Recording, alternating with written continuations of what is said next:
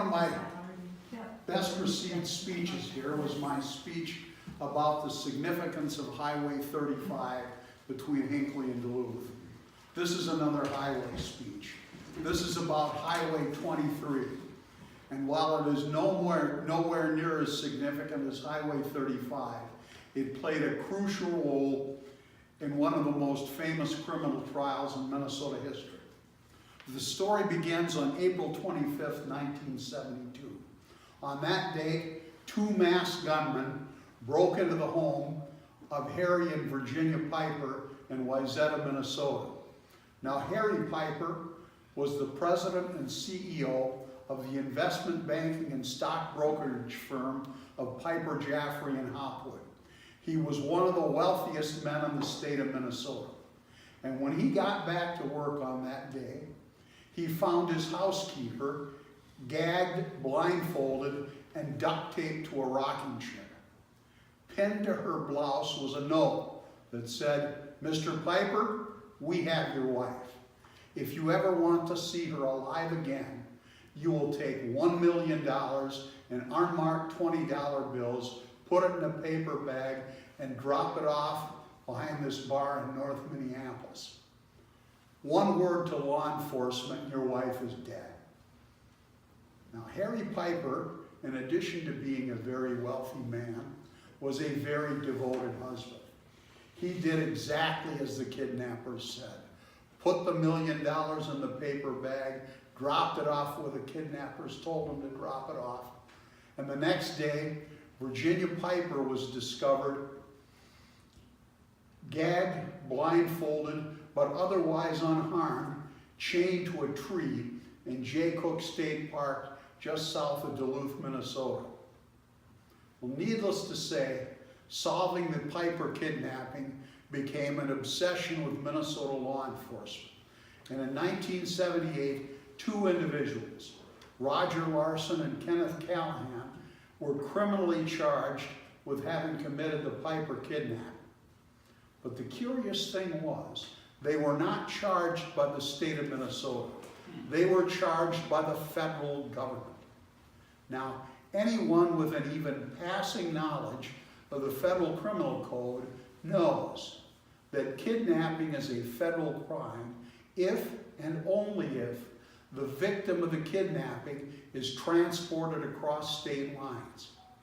And when the indictment came down, people wondered, how the hell are the feds ever going to prove that Virginia Piper had been transported across state lines? The kidnapping occurred in Wayzata, Minnesota. She's found in Jay Cook State Park, also within the state of Minnesota. The only witnesses are the alleged perpetrators, who are wisely exercising their constitutional right to remain silent. The housekeeper, who never left the Piper house, had no idea where Virginia Piper was transported. And Virginia Piper herself, who was bound, gagged, and blindfolded during the entire ordeal. How, under those circumstances, are the feds possibly going to prove that Virginia Piper was transported across state lines? Well, the feds looked at all possible routes the kidnappers could have taken between the Twin Cities and Jay Cook State Park, and one drew their attention: Minnesota State Highway 23. And that drew their attention for a couple of reasons. First of all, as it passes north of Sandstone, Minnesota, it goes straight north up to Jay Cook State Park and becomes Grand Avenue in Duluth. However, because of a tiny little bump in the Wisconsin border at the town of Fond du Lac, Highway 23 enters the state of Wisconsin and re-enters Minnesota about 4 miles later. If the feds could prove that Highway 23 was the route the kidnappers took, they got interstate transportation nailed. But again, how are they going to do it when their only victim was bound, gagged, and blindfolded during the entire ordeal?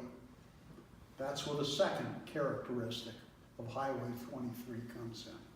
Of all the routes that could go from Twin Cities to Jay Cook State Park, only one, Highway 23, crossed over railroad tracks. In her direct testimony at trial, Virginia Piper testified that shortly before arriving at Jay Cook State Park, she felt the car cross over railroad tracks. The trial judge held this to be legally sufficient to withstand a defense motion for judgment of acquittal, and Callahan and Larson were convicted of the Piper kidnapping. Now, this story is fairly legendary among Minnesota attorneys, especially those who practice in the area of criminal law, but it's always had a special fascination for me. My paternal grandparents lived in Duluth, and our family used to make several trips to Duluth a year. And Highway 35 wasn't built until a little after my 14th birthday. And because my grandparents lived just off Grand Avenue, our trip usually entailed Highway 23. And I remember from my childhood coming up to Fond du Lac and seeing a big sign on the road that says, "You are now entering Wisconsin." And 4 miles later, there'd be a sign that says, "You're now leaving Wisconsin." And so the last time I went to court in Duluth, I decided I'm going to take back the route I hadn't been on in 50 years. I'm going to retrace the Piper kidnapping. And I got off on Highway 23, took Highway 23 back home. And I discovered two important things. First of all, the signs that I remember from my childhood, "You are now entering Wisconsin," "You are now leaving Wisconsin," they're not there anymore. It's as if the Minnesota and Wisconsin highway departments were colluding to entrap would-be kidnappers into committing a federal crime. The second thing I found out is the highway never actually crosses the railroad track.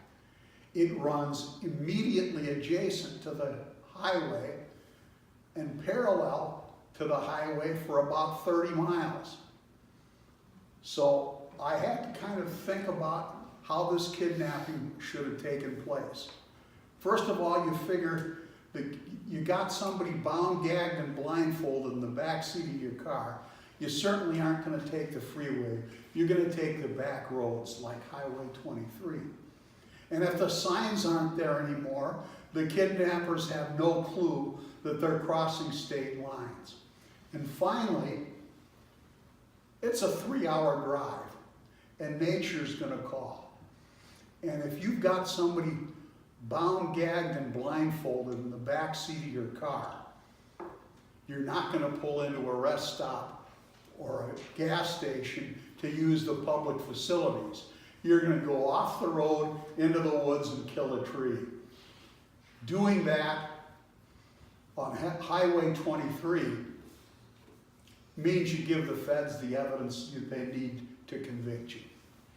Well, as it turned out, things weren't so bad for Callahan and Larson. On appeal to the U.S. Court of Appeals for the 8th Circuit, the 8th Circuit reversed their conviction, not because of the insufficiency of the evidence to establish interstate transportation. The only evidence the feds had linking Callahan and Larson to the crime was fingerprint evidence found at the Piper household. The defense attorneys came up with a fingerprint expert who issued a report saying the federal government's fingerprint evidence had been fabricated. The trial judge excluded that from evidence. The 8th Circuit on appeal said it was reversible evidence, it was reversible error to exclude that fingerprint evidence, and they remanded the case for a new trial. On retrial, with the fingerprint evidence introduced from the defense and the federal government being unable to refute it, Callahan and Larson were found not guilty on retrial. Nobody else has ever been charged with a crime. So the end of the story is, despite the great creativity of the prosecuting authorities about Highway 23.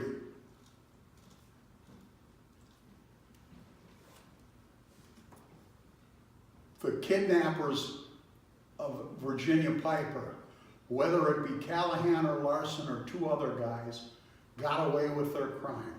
Mr. Toastmaster.